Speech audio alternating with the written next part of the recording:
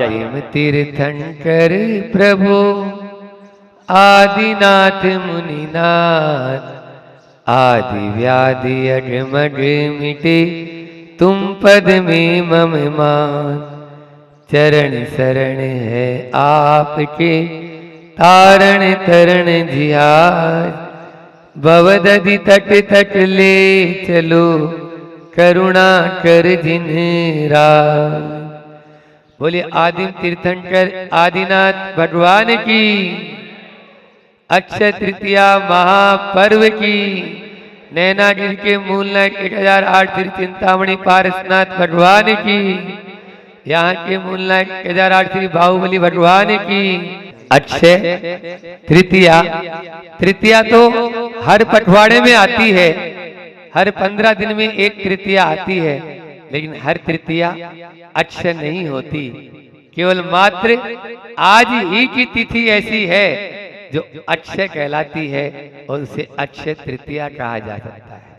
महीने में 2 तृतीया आती है और ऐसा माने तो एक साल में 12 माह में 24 तृतीया हो गई, लेकिन 24 में से 23 को अक्षय नहीं बोला, एक तृतीया को मात्र अक्षय तृतीया का नाम दिया। कभी विचार किया आपने कि इसको अक्षय तृतीया क्यों कहा जाता है? बोलो।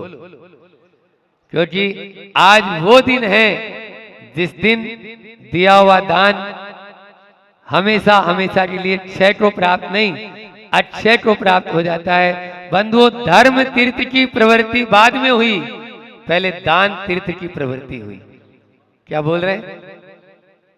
आदिनाथ भगवान को 6 महीने तो वो काय उत्सर्ग मुद्रा में खड़े रहे, ध्यान की मुद्रा में थे, और 6 महीने, लगभग 6 महीने से भी ज्यादा 399 दिन आहार नहीं मिला।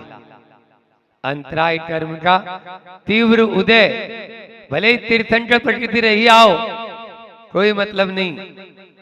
और श्रावक भी, उनका भी पुण्य इतना नहीं, वो निधि तो दिखा रहे हैं लेकिन विधि नहीं जानते।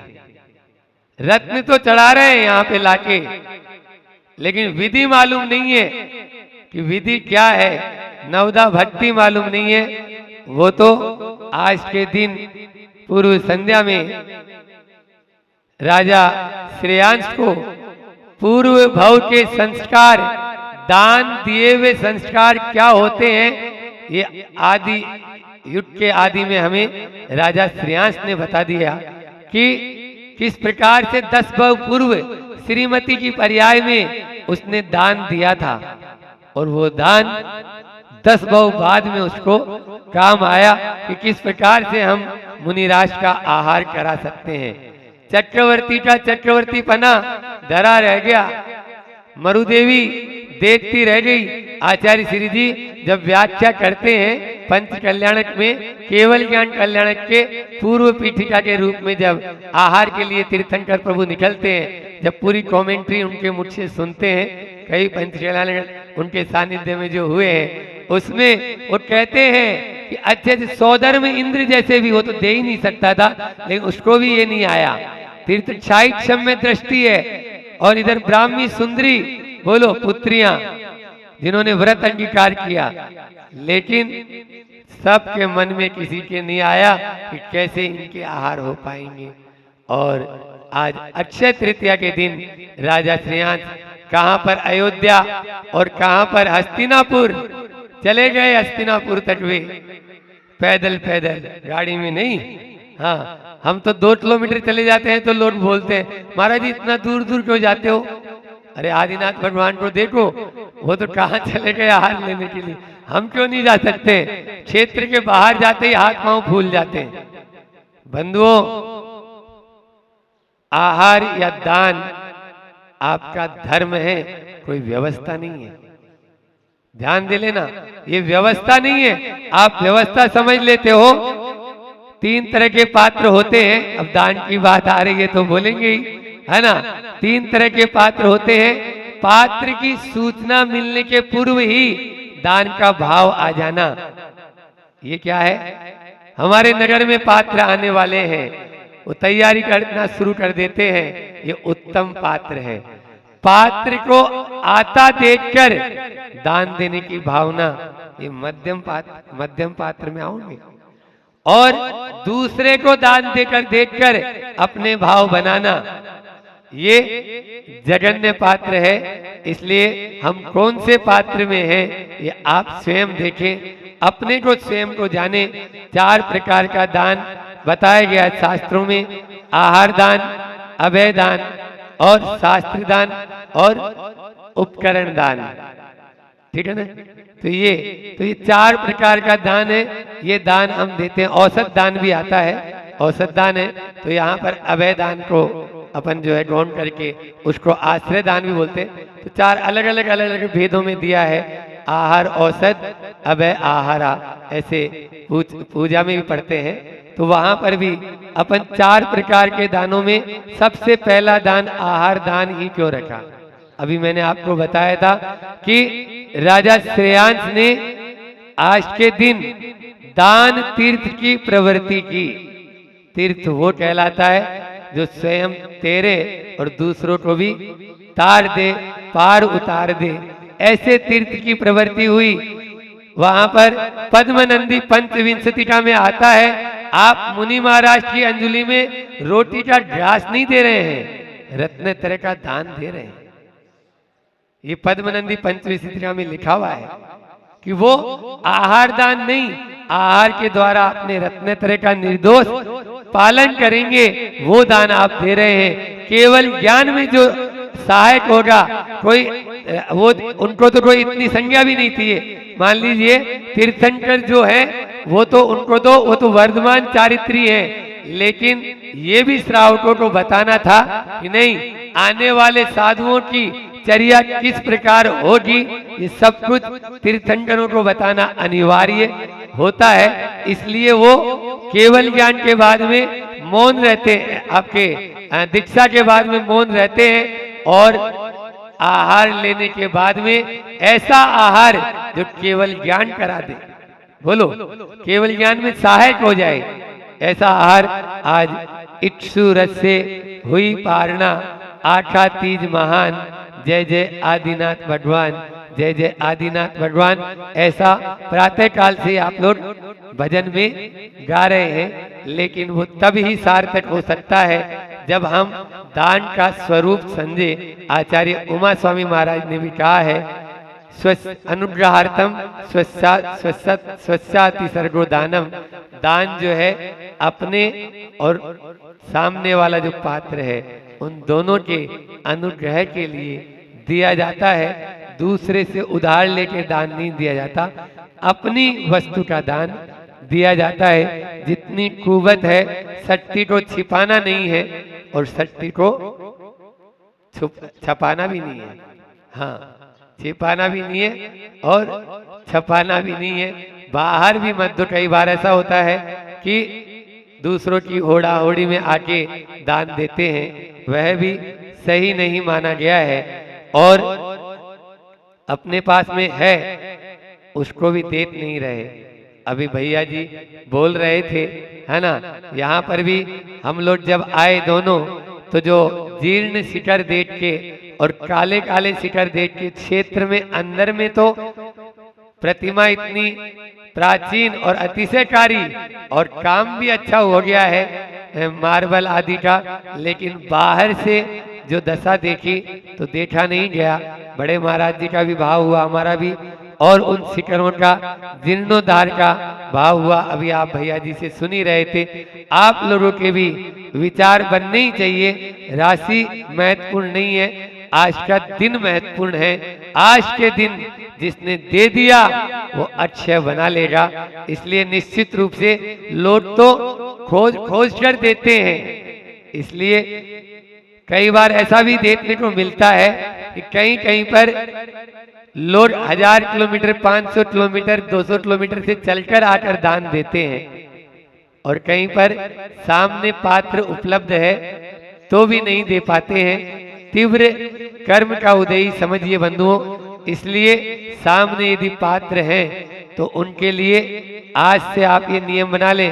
अभी मंडी मामोरा में तो हमने ये व्यवस्था बनाई कि कुछ नहीं, आप महीने में 2 दिन या 1 दिन, एक पक्ष में 1 दिन का नियम ले लो आज अक्षय तृतीया के दिन कि हम शुद्ध भोजन करेंगे, क्योंकि आप अपने कुलाचार को भूल चुके हो, आपके रसोई घर अशुद्ध हो चुके हैं, उनमें वो चीजें प्रवेश कर चुकी है जिनको प्रवेश नहीं करना चाहिए। लेकिन अब कोई महाराज जी आते हैं तो उनको तो वो डब्बा खोल के तो नहीं खिला सकते, उन्हें रेडी टू ईट है, पैकेट खोला और डाला और खिला दें, मन शुद्धि वचन शुद्धि काय शुद्धि, ऐसा तो नहीं करेंगे और वो लेंगे भी नहीं। करते हो तो आप अपनी जानो, लेकिन कभी नहीं देना, नहीं तो तीव्र पाप कर्म का आपको, वो तो कुएं के पानी से शुद्ध आहार लेंगे और उसमें भी आप चाहे दाल और रोटी, लूटी रोटी खिला देना, घी का ऐसा नहीं कि सांची का घी लिया है और खोल के खिला दिया, तो वो नहीं। समझ में आ रहा है? वो तो शुद्ध घी होगा। आप 15 दिन में 1 दिन का नियम ले लो, कोई त्यागी वर्ती हो उनको आहार करा के खाऊंगी और नहीं तो स्वयं खाएंगे। अभी बामोरा में अनेकों लोगों ने ये नियम लिया। अब कभी भी नजर में कोई त्यागी व्रती आए तो अलग से चोटा की जरूरत नहीं है, क्योंकि 1 महीने में मान लीजिए 125 घर की समाज है तो 2 लोग के यहाँ तो ऐसी शुद्ध व्यवस्था हो ही गई है, तो 2 चोटे तो हो ही जाएंगे, 3 चोटे तो हो ही जाएंगे। इस प्रकार से ये व्यवस्था आप लोग भी अपने अपने जहां जहां से आए हो ये नियम आज के दिन लेकर आप स्वयं भी शुद्ध भोजन करने का नियम ले लेंगे तो 1 कदम आगे बढ़ गए। महीने में 1 दिन 2 दिन का नियम ले सकते हैं। समय हो गया, अभी तो पूर्व पीठिका है, महाराज जी को भी सुनना है, इसलिए शाम को अपन बात करेंगे कि दान क्यों दें, दान कहाँ दें या किसे दें, दान कितना दें और दान कैसे दें। अब जंगल में तो आहार कहाँ होंगे, लेकिन आज आप लोगों ने बहुत सारे नियम भी लिए अभी, है ना, और उन नियमों के आधार पे ही उसको मजबूत करने के लिए ही आपको बता रहे हैं कि राम और सीता जंगल में हैं और लक्ष्मण, और वो प्रतिदिन चोटा लगाते हैं। क्या करते हैं? वहाँ पद्म पुराण में रविसेन आचार्य लिखते हैं कि बहुत सुंदर सुंदर लक्ष्मण ने बर्तन बनाए मिट्टी के और बांस की टोटनी बनाई जिसमें रोटी वगैरह रखना है और रखना है सब, है ना, जो भी फल वगैरह है तो वो रख के उसमें सुधार के अच्छे से रख दें, ऐसे बर्तन बनाए। वहाँ लिखा हुआ है वहाँ पे पूरा स्पष्ट। तो उसी की एक जो 2 ब्रह्मचारिणी दीदियाँ अपने संग में, उन्होंने कथा बनाई है आहार दान की, तो वो कथा हम आपको सुनाते हैं, आपको भी आनंद आएगा, हमको भी आनंद आएगा।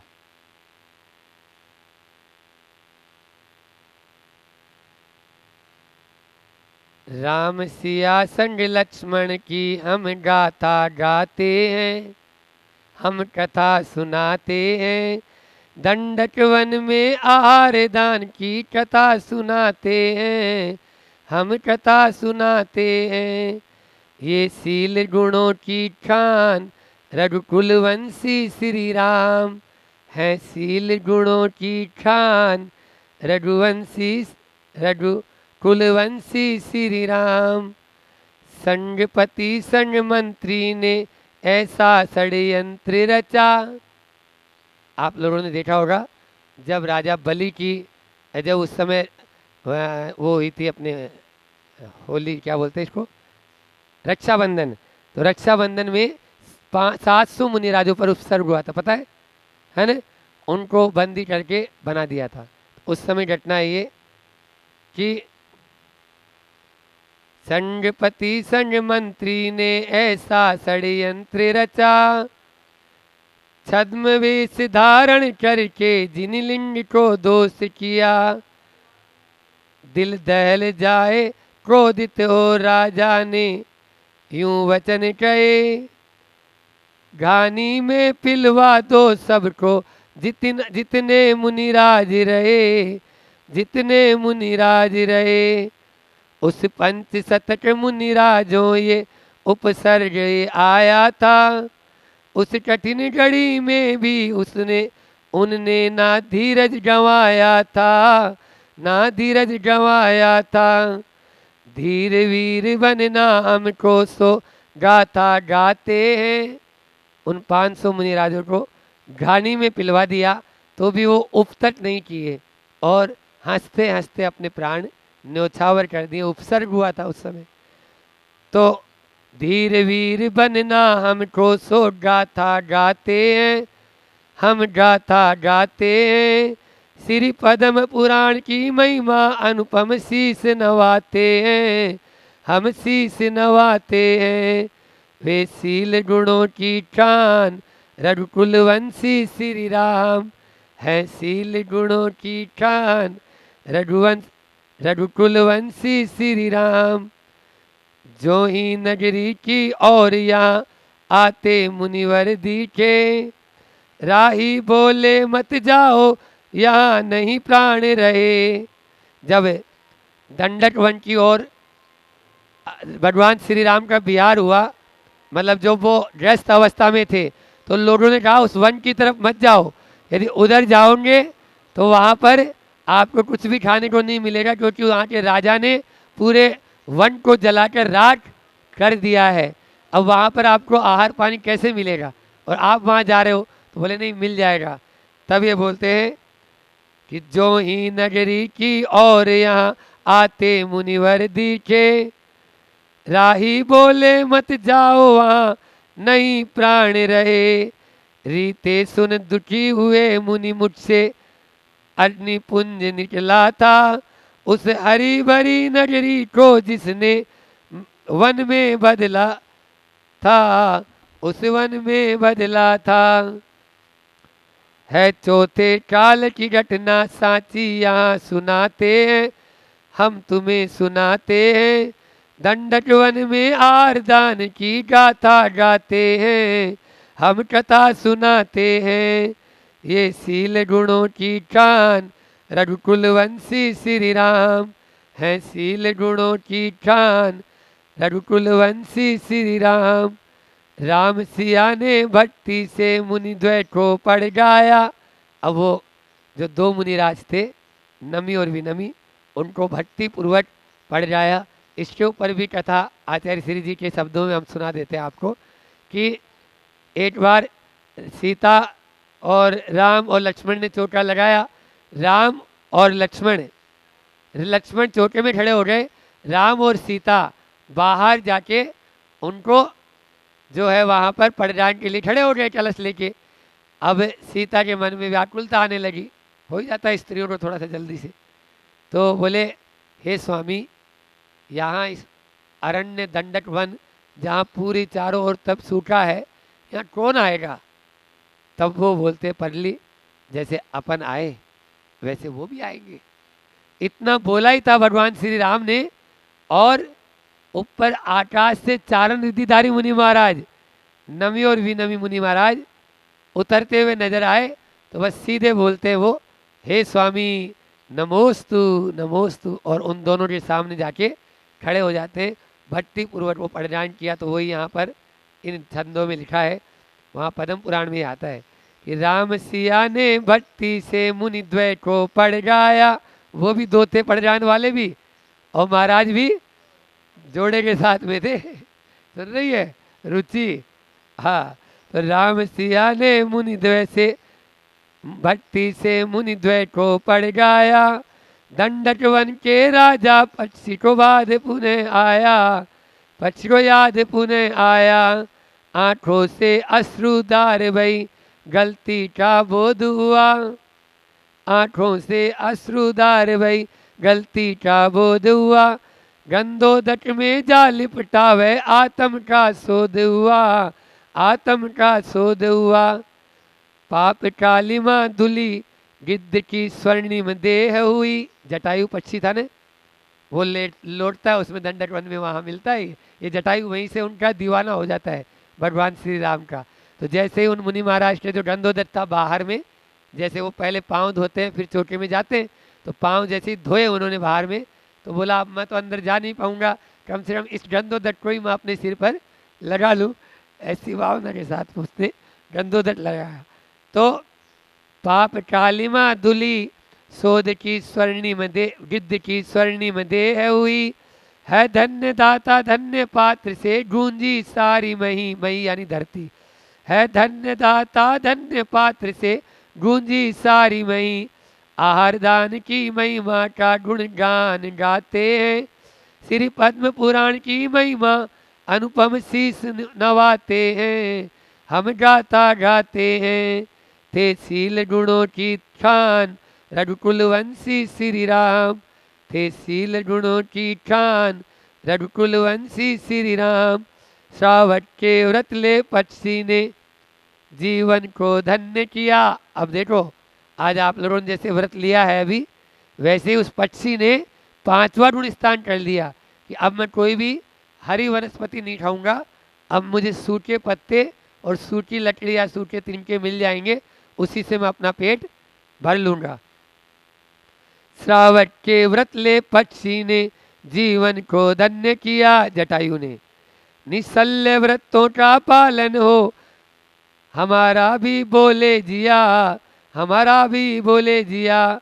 आशीष मिले गुरुवर तुम्हारा चरणों में आए हैं।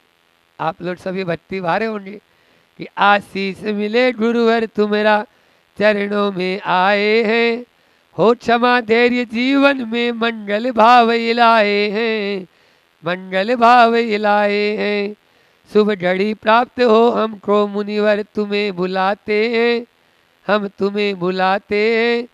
दंडक वन में आरदान की कथा सुनाते हैं।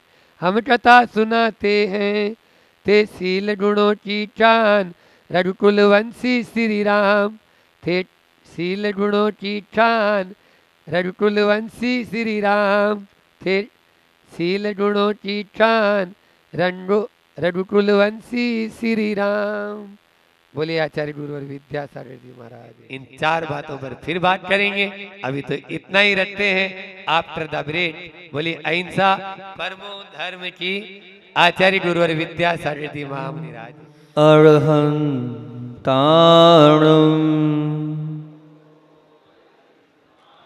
नमो सिद्धाणम्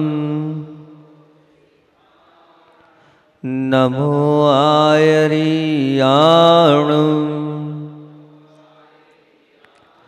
नमो अज्जायाणम् नमो लोय सव साहुणम्। बोलिए देवादिदेव 1008 मूल नायक श्री पांचनाथ भगवान की। परोपकारी आचार्य भगवंत विद्यासागर जी महामुनि राज की। पूज्य संधान सागर जी महाराज की। परम पूज्य मुनि श्री 108 दुर्लभ सागर जी महाराज की जय। आज का दिन का आगम में बहुत महत्व है। आहार दान के लिए आज का दिन युगों युगों से पूजा जाता है और आप लोग उसके आहार देकर अपने आप को गौरव का आनंद का अनुभव करते हैं। मैंने ये 4 प्रकार के आहार की बात आती है, लेकिन मेरा चिंतन स्वयं का चिंतन आपके सामने शेयर करता हूँ, क्योंकि मैं तो वो बात करता हूँ जो मेरे हृदय में होती है। हृदय की बात आपके बीच में रखता हूँ। मेरा ये मानना है दान 4 प्रकार के कहे गए हैं, आहार दान, औषध दान, अभय दान। पर लोभ का सर्वलोप होता है तो आहार दान से ही होता है, आहार दान में ही होता है। लोभ का सर्वलोप होता है तो आहार दान में ही होता है, क्योंकि जब साधु आपके घर में आता है तो आप क्या करते हो? काजू भी ले ले, बादाम भी ले ले, पिस्ता भी ले ले, हलवा भी ले ले, सब ले ले। तो जो लोभ का सर्वलोभ होता है ना, उस आहार दान में ही होता है। लेकिन अगर मंदिर बनाने की बात होगी, कहीं दूसरी बात होगी, तो आप पैसा बचा लोगे, कल क्या होगा। लेकिन जब आपके घर में श्रावक आएगा, आपको अपनी चिंता नहीं रहेगी कि 4 रोटी ही है तो क्या करें, नहीं 4 चल जाए और बना लेंगे। बताओ होता है कि नहीं? ऐसा होता है कि नहीं? प्रैक्टिकली बताओ होता है कि नहीं? आप चाहते हो जो होगा सो देख लेंगे, पर साधु अगर हमारे दरबार में आया है, हमारे घर में आया है, हमारी कुटिया में आया है, हमारे महल में आया है, तो जो है सब न्यौछावर कर दो, सब दे दो। तो मेरा यह मानना है कि लोभ का सर्वलोभ होता है तो काहे से होता है? आहार दान से होता है। एक बात। दूसरी बात जो मैंने अनुभव करी है अपने जीवन में, सबसे ज्यादा विशुद्धि अगर बढ़ती है तो आहार दान में बढ़ती है। वो कैसे?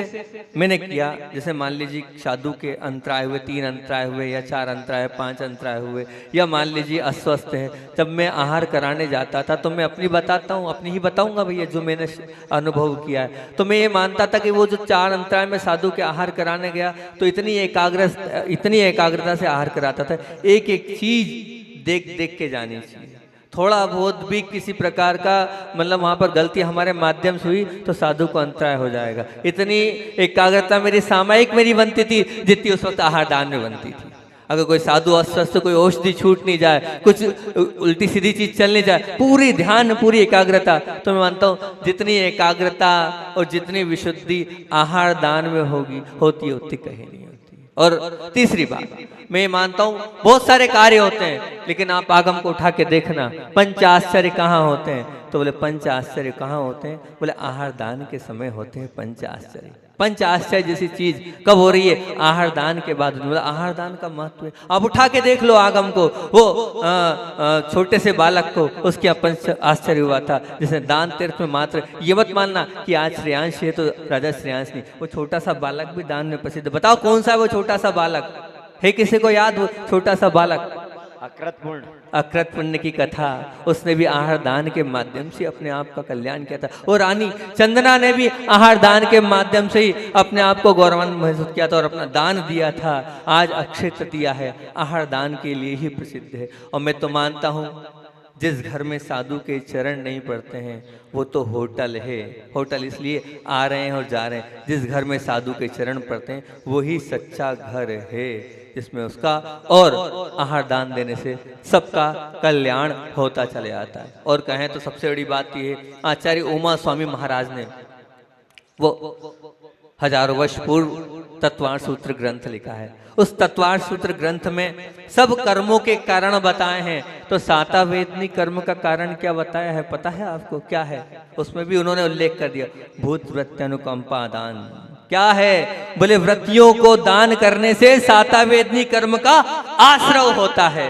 आप चाहते हो महाराज हमारे कष्ट दूर हो, हमारे संकट दूर हो, हमारे दुख दूर हो, कुछ मत करो। वो आचार्य उमा स्वामी महाराज ने कहा है, सातावेदनी के कारण लिखे हैं, पढ़ो तो, उठाओ तो, मानो तो। सूत्र दिए हैं, सातावेदनी का कारण क्या दिया? भूत वृत्ति अनुकंपा दान। इन वृत्तियों को अगर आप दान करोगे तो सातावेदनी अपने आप होता चला जाएगा, आपका भला होता चला जाएगा, बिल्कुल होता चला जाएगा। अनेक प्रकार के सुख वैभव की प्राप्ति आहार दान से होती है। और मैं तो ये मानता हूँ कि मैं खुद भी मानता हूँ और आपने देखना, अनुभव करना, जो आज इतने सारे आचार्य भगवान के शिष्य दिख रहे हैं, इतने सारे शिष्य दिख रहे हैं, तो अधिकतर उन शिष्यों को आहार दान से जुड़े हैं। वो आहार दान से व्यक्ति सत्यता से जुड़ता चला जाता है। वो औषधि चलाने जाता है, आहार कराने जाता है, आहार कराते कराते साधु से इतना जुड़ जाता है कि साधुमय हो जाता है। आज इतना बड़ा संघ वो आहार दान के कारण ही है कि नहीं बताओ? चतुर्मास होता है। जब मैं छोटा था, पूर्णमती जी का चतुर्मास हुआ था, तो मुझे छोटे में साधुमती जी के लिए औषधि देने के लिए पहुंचा दिया, गया आहार देने, धीरे धीरे जुड़ता गया और आज यहाँ तक आ गया। वो आहार दान का तो प्रभाव है। उस छोटी सी उम्र में केटली पकड़ा दी गई थी, भैया वहाँ जाना है, कुछ नहीं करना है, शुरुआत में ये दूध इसमें ये औषधि चलाना है, और चला दी, चलाते चलाते आज यहाँ तक आ गए। तो आहार दान की ये महिमा है। आहार दान को आप ऐसे मत समझना, आप उठा के देखना उस रामायण के उस कथानक को, ये मत समझना कि आहार दान आप लोग ही दे सकते हो। आहार दान की अनुमोदना हर व्यक्ति कर सकता है। आप उठाओ रामायण में तो आपको मिलेगा कि वहां पर राम और सीता वन में आहार दे रहे हैं, वन में अतिथि संविभाग व्रत का पालन कर रहे हैं। और उसकी अनुमोदना किसने करी? जटायु ने करी। और उसके जो पंख है काय के बन गए? स्वर्ण के बन गए। उसके पंख स्वर्ण के बन गए। काय से? उस आहार दान से बने। बंधुओं, उस आहार दान से बने। भीम का शरीर ऐसे ही प्राप्त नहीं हुआ है, उसने साधुओं की सेवा करी है, वैयावर्ती करी है, आहार दान दिया है, तो महाबलवान शरीर प्राप्त किया है। आपकी बहुत भावना होती है ना, बॉडी बनाना है। आजकल बच्चे आते हैं, माँ जी बॉडी बनाना है, ठीक है बॉडी बनाओ, बनवाना बन जाएगी, लेकिन आप ऐसा आहार दान दो तब आपकी बॉडी वैसी बन जाएगी। बॉडी बिल्डर बनना चाहते हैं आज के बच्चे, क्या बोलते हैं उसको, नाम याद नहीं आ रहा, कोई एक व्यक्ति का नाम लेते हैं, वैसे बनना है बोले हमें। तो वैसे अगर बनना है तो आहार दान दो, आहार दान दो कि बहुत अच्छी बात है। मैं तो कहता हूँ कि अतिथि संविवाह व्रत महाराज जी ने कहा, अभी आपके सामने रखा, बिल्कुल अतिथि संविवाह व्रत का पालन होना चाहिए। कम से कम कुछ नहीं, अष्टमी चतुर्दशी के दिन आप 16 का आहार करो। इतना सा आज अक्षय तृतीया के दिन इतना सा नियम ले लो कि हम कम से कम 8 दिन में एक बार शावक बन जाए, महीने में 4 दिन के लिए, नहीं तो महीने में 2 दिन सच्चे शावक बन जाएं और घर के बाहर 16 के कपड़े आकर खड़े हो जाएं और पड़गान करें। साधु आए चाहे नहीं आए, लेकिन आप शुद्ध इतना आहार कर दान का नियम ले लेंगे तो आज की ये अक्षय तृतीया बनाना सार्थक हो जाएगी। नहीं तो ऐसे कितनी अक्षय तृतीया आपके जीवन में आई है और चली गई है, कोई मतलब नहीं ऐसी अक्षय तृतीया बनाने से। अपने जीवन में आपने इसको कितना माना, कितना स्वीकारा, कितना फॉलोअप किया, वो अक्षय तृतीया मनाना सार्थक होगी। आप इतना सा नियम ले लो कि हाँ महाराज जी आज अक्षय तृतीया आहार दान के लिए प्रसिद्ध है,